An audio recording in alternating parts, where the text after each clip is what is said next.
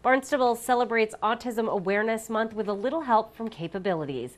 And plans to combat erosion on Sandy Neck Beach take shape. We have details on this episode of Barnstable Today. It's Friday, April 1st, 2016. I'm Sarah Mannel.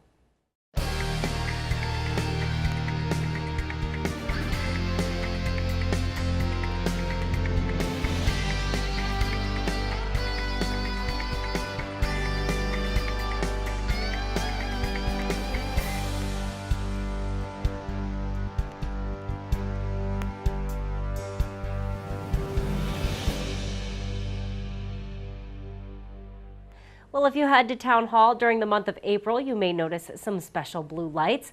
Those lights are part of the Light It Up Blue campaign. The campaign coincides with Autism Awareness Month and is a way to show support for those affected by autism spectrum disorder.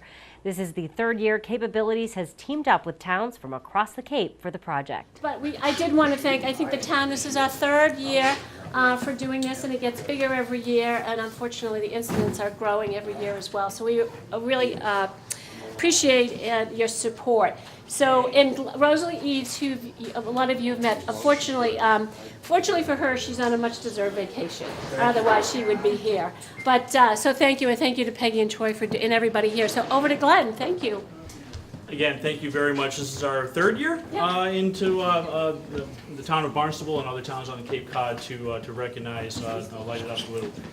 You have been great supporters of us, and we look forward to continue to be able to get that message out to the communities of people of the Barnstable County. That we need to look at as many community inclusion opportunities for people with autism at work, at play, and within our community. So again, thank you so much for everything that you've done for us. Well, Barnstable's certainly pleased to participate. The first time you came to us, you gave us one bulb. Now we all have a bulb. So, you know, Dan Santos and the DPW go around and put the bulbs up for us. You know, I know Mark Ells, our assistant town manager, has been a big supporter here. I've known John and Kathy from other lives and other things, and I think the work you're doing is really terrific. But you know, I think the best thing that we love about Capabilities is the Centerville Pie. So we just want you to know that we know you're out in the community doing a lot of things, and I think the fact that you're out getting these young adults jobs and participating in the community and just the inclusionary nature of what you do is really terrific. So it sounds like we have to deliver a blueberry pie later today. Blueberry would be good. Capabilities will be hosting events throughout the month of April in honor of Autism Awareness Month. For a full list of activities, visit capabilities.org. Well, it is springtime, and that means the busy season is beginning for Sandy Neck Beach staff.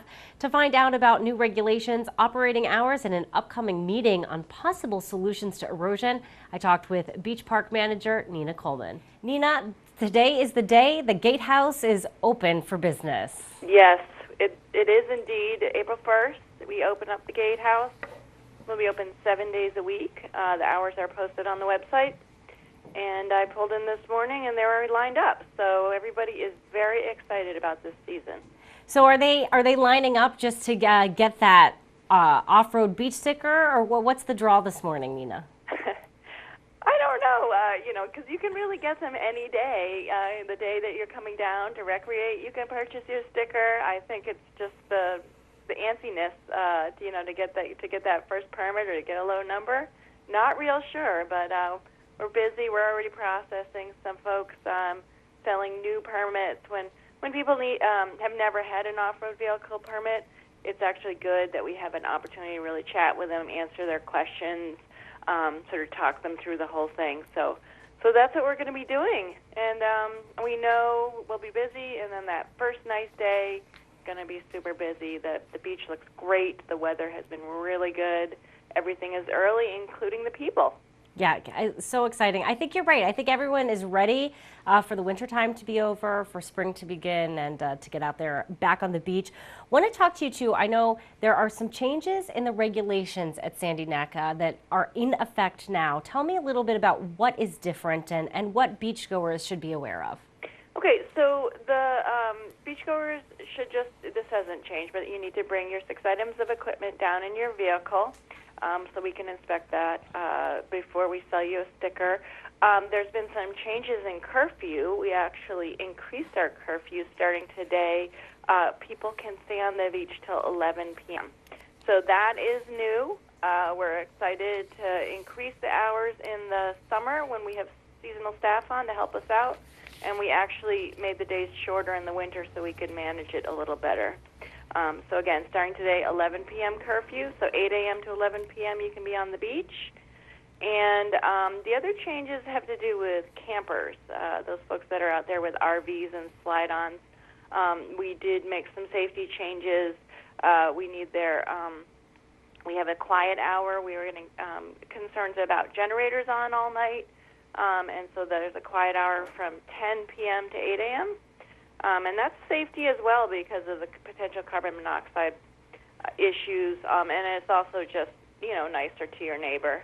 And then finally, we are requiring all campers to have a carbon monoxide detector, and a lot of them do. I mean, it's just one of those things. There's a lot of potential with those campers, and they're closed up tight. So, so those are the changes with that. Horseback riding, there is a change, which is again safety driven, which is helmets are required. We've had a couple of head injuries out here, and we had enough of that. So we are requiring all folks on horses to have a safety helmet. I think that makes perfect sense. Just safety, sometimes it's just better safe than sorry. Better safe than sorry. We want everybody out here. Sandy Neck is just, it's bustling. It's very popular. It becomes more popular every year. We have a lot to offer, a lot of different user groups doing different things at the same time. Numbers of folks on the beach every year increase. I keep stats on everything. And as a result, we have to respond. We have to keep an eye on it all, and that's a lot of work. It's a lot of different balls in the air any given day. So anything we can do to improve safety is what we were really working on this winter. We also made a change for folks that come to the public beach and want to have a campfire. That used to be sort of a local secret. And it is no longer, and so we're actually going to limit the number of campfires that we allow from the parking lot there, and folks have to get a very cheap permit, but it's just an opportunity to provide people with the rules and regulations and our expectations. So again, safety driven. Yeah, and of course, and no one has an issue with safety. Things are so important. Safety is such an important thing that those little changes, shouldn't really impact anyone too greatly. I want to talk a little bit, too, about the erosion solution alternative analysis. This is a process that's been going on. You're actually going to have a meeting. Are you going to present some options for dealing with erosion at Sandy Neck at the meeting? Yes, we are going to unveil our alternative analysis over the winter. As you know, we've chatted many times there about our erosion issue at Sandy Neck. And really, of course, the problem is in front of our infrastructure, our parking lot and our bathhouse.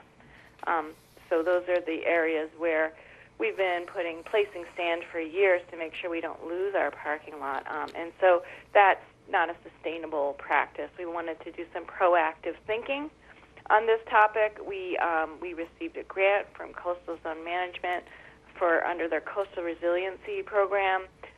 Really grateful that they gave us those funds. All winter we've been working, hired a consultant, and we've been working on this alternative analysis. So they'll all come together, and April 11th at 7:30 p.m. at the Senior Center, the consultant and staff is going to unveil the alternative analysis, which provides a bunch of different solutions. I mean, there's no magic bullet here. We live on the Cape. Erosion is erosion. And the Erosion Solution Alternatives Analysis meeting will be held at the Barnstable Senior Center Monday, April 11th at 7:30. The public is, of course, welcome to attend. We'll be sure to tune in to our hour-long news program, Barnstable This Morning, weekdays at 8 a.m.